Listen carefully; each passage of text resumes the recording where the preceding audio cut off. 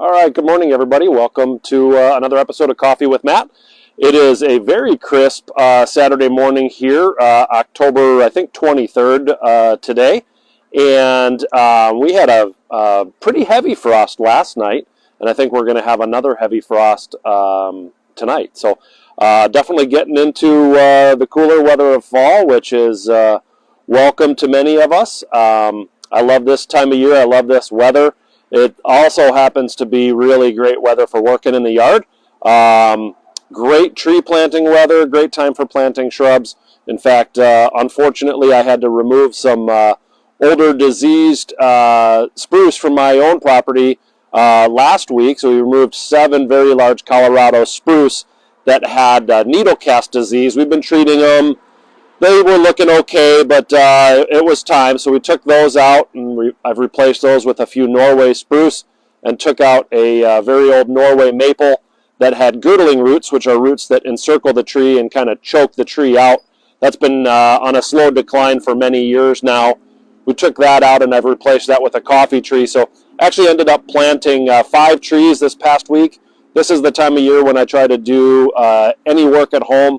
Less watering, less stress on the tree. I have a little more time on my hands, so it really works out well. So what I wanted to do today is just talk a little bit about fall color. We've been talking all year long about various trees and shrubs and perennials, and here and there I've mentioned, oh, this plant has great fall color, and this is something that you might use for some fall interest, but you never get to see that because it's always during the growing season, and you might see it in bloom or just the summer foliage color.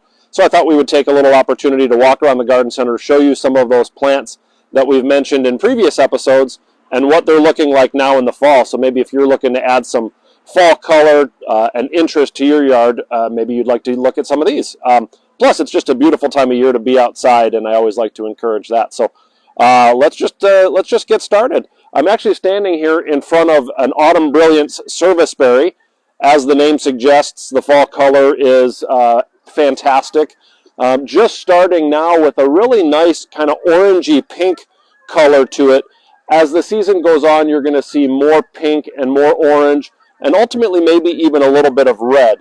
This is a tree that's relatively small in stature, only about 15, maybe 20 feet tall. If you remember back, we've talked about the beautiful white flowers as well as the edible fruit, both for birds and for people. So it's a really great tree to have in the landscape. They are native here, very hardy plant, easy to grow, and one of the few trees that I think has 4 seasons of interest. It has the spring color with the white flowers, it has the summer fruit, it has the nice fall color, and then it really has a unique bark texture to it, which is, I guess, year-round, but specifically during the winter months when it doesn't have its leaves. It's a beautiful tree if you like to uplight or if you have landscape lighting. It's one of my favorites for that. Keep on walking over here. Earlier in the season, in one of the talks about perennials, I mentioned a perennial called Amsonia. And I mentioned how it has beautiful fall color, and that's not something you typically think of with perennials. You know, perennials, we use them for their flowers. We use it maybe for big, bold foliage like hostas and coral bells and things like that. But we don't normally think about using perennials for fall color. But the Amsonia really has lovely fall color. We've got a few, actually, right over here. There's 2 different types that we have that are showing fall color right now. The narrow leaf, which is right over here, you can see really beautiful golden colors with, I'll kind of get out of the way of the sunlight there. Maybe you can see that color. So beautiful golden hues with just a hint of burgundy here and there. And then the willow leaf Amsonia, which also goes by the name of Blue Star. They're also, Amsonia and Blue Star are basically interchangeable, has these beautiful burgundy leaves. So one perennial that's going to give you color and interest basically all season long. It's a late spring bloomer with really pretty blue flowers, and then the narrow leaf Blue Star has this beautiful fine textured, almost ferny foliage all summer long within that great fall color. Depending upon the variety, they can get rather tall. This narrow leaf variety can actually get almost waist high, where some of the other varieties are going to be more like 24 inches, maybe even 18 inches tall, so not quite as large, but great for texture and fall color. A couple weeks ago, we talked about ornamental grasses, And one of the grasses that I mentioned were the different varieties of bluestem. Bluestem is a native grass, little bluestem in particular, is one that we talked about. The native bluestem grasses all have wonderful fall color, but I don't think anything is prettier than little bluestem. We've got some right over here, and the sun is shining through them, which just kind of helps the process here. But they have really pretty burgundy and copper tones to them. The seed heads are starting to kind of pop open, so you can see that little kind of fuzzy texture right at the top there. That's its seed head, and just a really pretty plant for fall color. The cold weather really brings out the color in these little bluestem grasses. So these are the varieties that we talked about, like Carousel and Standing Ovation and Twilight Zone, or just the native straight species little bluestem. All of those are going to give you really, really pretty fall color. And then if we turn around right over here, these don't really look like much, but these are some of the perennial hibiscus. I mentioned these earlier for their really big flowers and their really bold tropical appearance. But I actually think that they have some nice fall interest as well.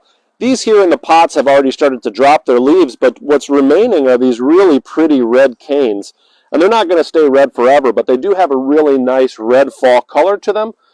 They're going to drop all their leaves, and even though these look like branches like you'd think about on a shrub, these are actually going to die to the ground. So even though they're big and thick and hardy looking, you're actually going to cut these all the way down. But remember, I like to cut these down in the early springtime after the threat of very cold weather has passed, because what happens is that this branch protects the root system from cold going deep down into the plant.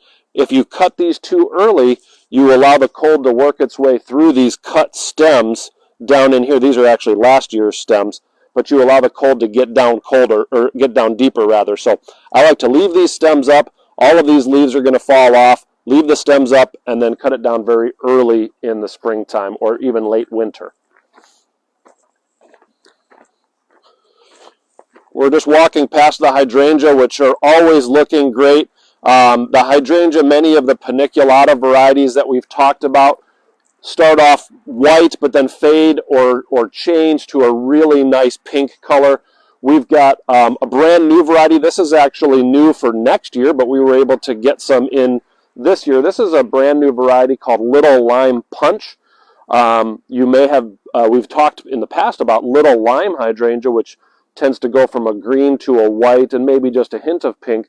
But Little Lime Punch has this beautiful, like punch color, like Hawaiian punch color flower on it. So it goes from white to very quickly goes to this beautiful, bright pinkish red. And then we've got some other varieties of paniculata hydrangea over here that are just fading into their pink. I think some of these are Firelight. There's some Little Quickfire that are looking great. So these are always wonderful plants for nice fall color.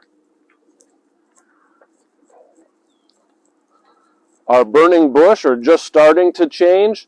They normally start fall coloring usually in late October. We're obviously almost there to late October. I suppose we probably are late. Just starting to change.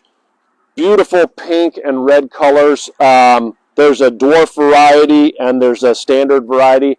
Dwarf burning bush is not a very small plant though. Dwarf burning bush is going to get 7 to 9 feet high, whereas the standard burning bush may get 12 to 20. So it is dwarf in comparison, but it's not dwarf like you think about something that's going to be very small. So keep that in mind when you're sighting something like that. And then, of course, the main thing that we think about for fall color are our shade trees that are starting to turn beautiful fall colors.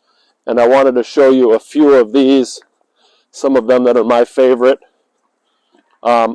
Before we go on, I wanted to point out way up top there, you can see that beautiful yellow tree that the sun is just shining on, and that's a shagbark hickory. And the reason I wanted to point that out is some of the bright red fall coloring trees I guess they sort of take center stage when we think about beautiful fall color.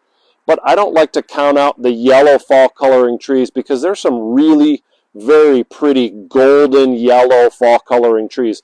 State Street Maple is a beautiful golden yellow fall color. The Kentucky coffee tree has a beautiful golden fall color. The tulip tree right behind us here, although they're just kind of turning yellow and brown this year, tend to have a very nice golden fall color. And then, of course, that shagbark hickory that I pointed out has gorgeous yellow fall color. So those are a few that have really nice golden color. Let's take a look at some of the ones that are going to have some orange and red to them.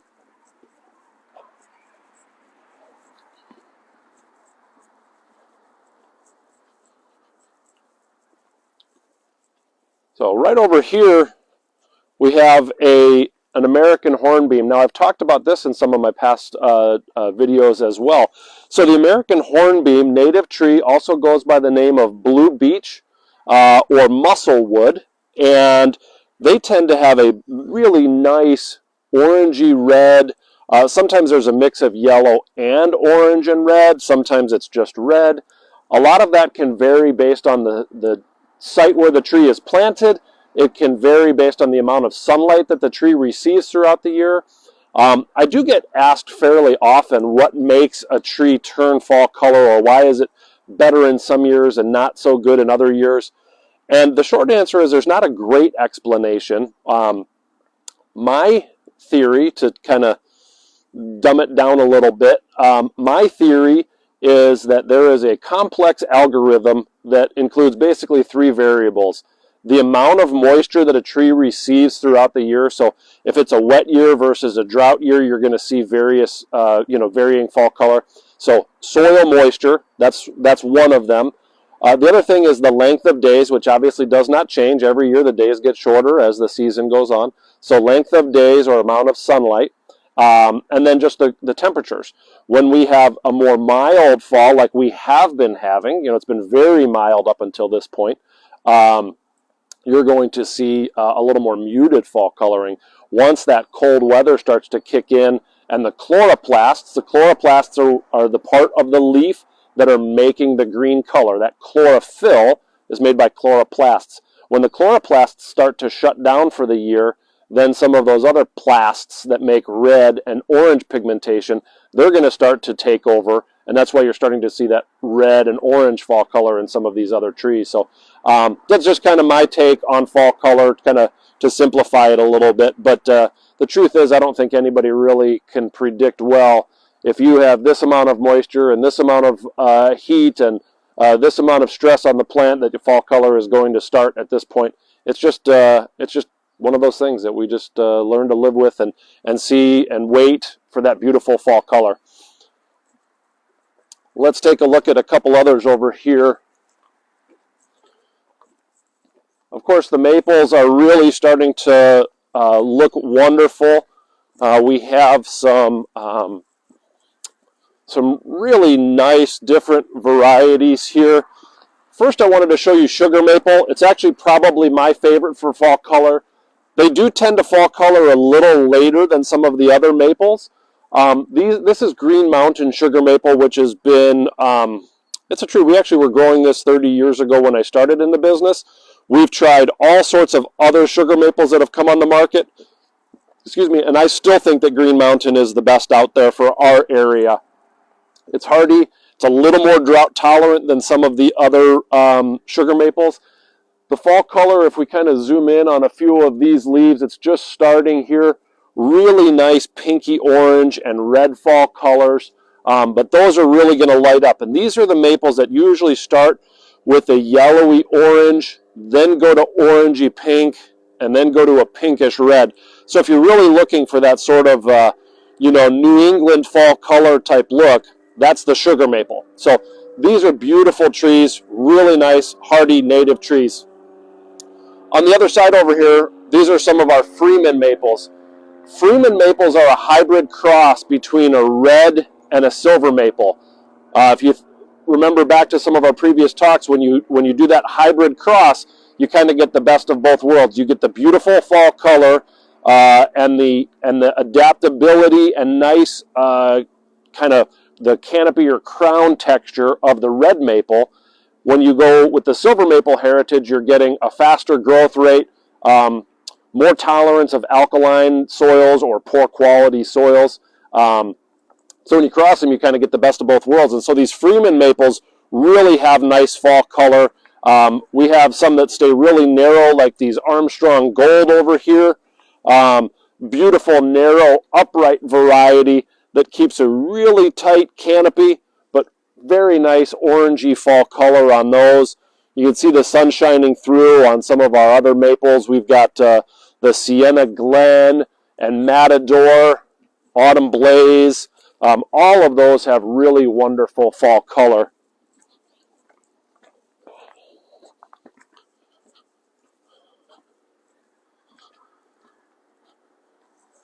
These are Matador Maple. That's one of those hybrid crosses, one of those Freeman maples. And as the name Matador with that bright red flag, you know, that's what you're seeing there. Beautiful fall color. One of the earlier fall coloring maples. So if you have a lot of trees that drop later in the year, like oaks and whatnot, you may want to try to mix in something like this. So fast growing, hardy, adaptable, and beautiful red fall color. You may notice that some of these trees have an orange dot on the root ball. That orange dot means that those trees are 40% off right now. So we have probably several hundred for sure trees that are marked with orange dots that are all 40% off until the end of the season here.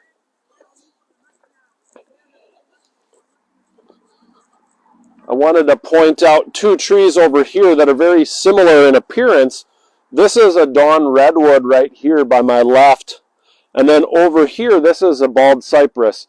In the season, they look very similar. They're both what are known as deciduous conifers. So they're cone-bearing plants like a spruce or a pine, but they lose their leaves like an oak or a maple. So a deciduous conifer. So both of these are deciduous conifers. The dawn redwood especially has a beautiful pink fall color. It tends to start much later than the bald cypress, which you can see is already starting its fall color, which tends to be kind of a rusty pink, maybe a brown, kind of a rusty brown color. So it's nice. It's not as nice as the fall color, though, on the dawn redwood, which will happen here in the next couple of weeks. So dawn redwood is a really pretty tree for that fall color, as well as for a unique texture to its leaf. And then right over here, also one of the later fall coloring trees. In fact, I don't see much for, well, there's a little fall color on one of the maples here. So this is a unique maple called paper bark. And the paper bark maples, although not native here, tend to do very well. They have this beautiful kind of reddish, cherry colored, sort of peeling bark to it.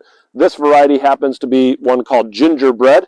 And on the next row over, we have the regular paper bark maple, which has this beautiful peeling bark, much larger peels or curls to the bark. But the fall color on these is fantastic. You can see that this one here is starting with some nice reds.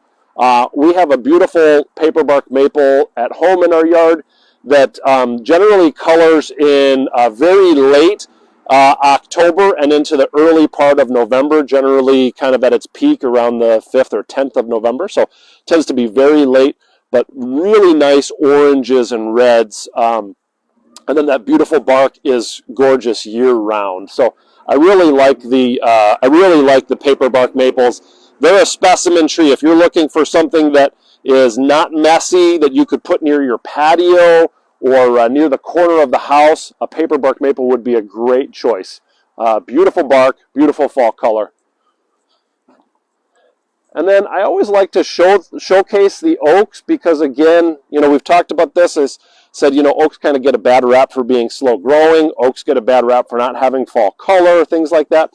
And I don't think either of those are true. But if we look over here at this beautiful white oak, you can see it's just starting to turn a nice crimson red on top.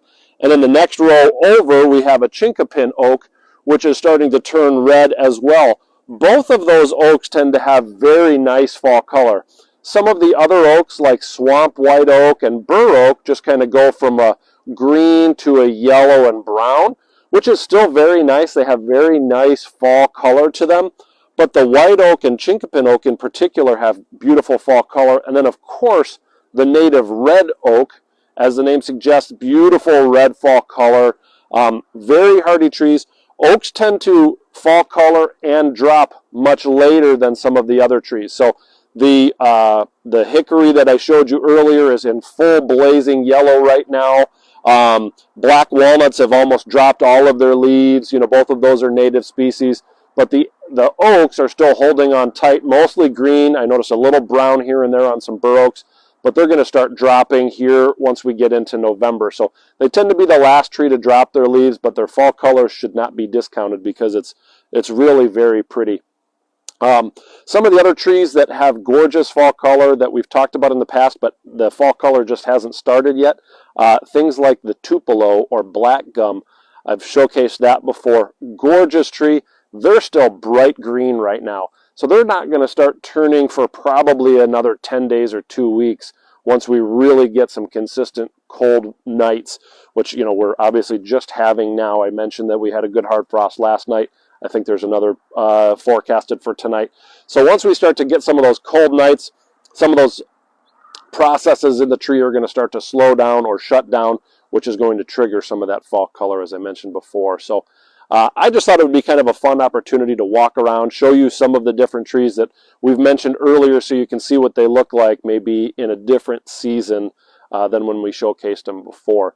If you have an opportunity, get out. Come out here, take a walk through the garden center, take a walk through your local forest preserve. Some of the forest preserves around here are just really starting to light up. Like I mentioned, the hickories are looking beautiful, oaks just starting. Some of the native red maples are really looking great. Sugar maples around, especially if they're in a drier location, have really showcased their fall color already or are in fall color right now. So if you get a chance, get outside, take a walk. It's going to be a beautiful sunny day. No rain in the forecast today. I think there's a good chance of rain tomorrow and Monday. But if we don't get that rain, make sure you're giving all of your trees a good drink. We often think when it starts to get cold like this, it's time to put the hose away and that type of thing. And although the trees are not using a lot of moisture at this time of year, it is important to make sure that trees go into winter with a good amount of moisture for two reasons. One, so they don't get dehydrated over the winter. But more importantly, there's a lot of root growth happening right now. So as the trees are dropping their leaves, they're not focusing on top growth, of course, at this time of year. But this is a year for active, or a time of year, I should say, for active root growth. So we want to make sure that the soil has some good moisture in it, because when that soil is hard packed and dry and baked like a brick, roots have a very hard time growing and proliferating in the soil. If we have good soil moisture and that soil is a little bit looser, the tree roots can expand, and that's what's going to give you more growth next year, better health next year, because it all starts underground. A well-developed root system almost always equals a really nice, healthy tree up top. So I hope that helps. I hope that you've learned a little something today. As always, if you have questions about trees, if you want to come in, ask us what the right tree for your location would be. Bring Earth as well, which is kind of neat to be able to look at your property from a satellite view. So we've got a lot of resources to help, and we're eager to help you. So thanks for watching, and have a wonderful weekend.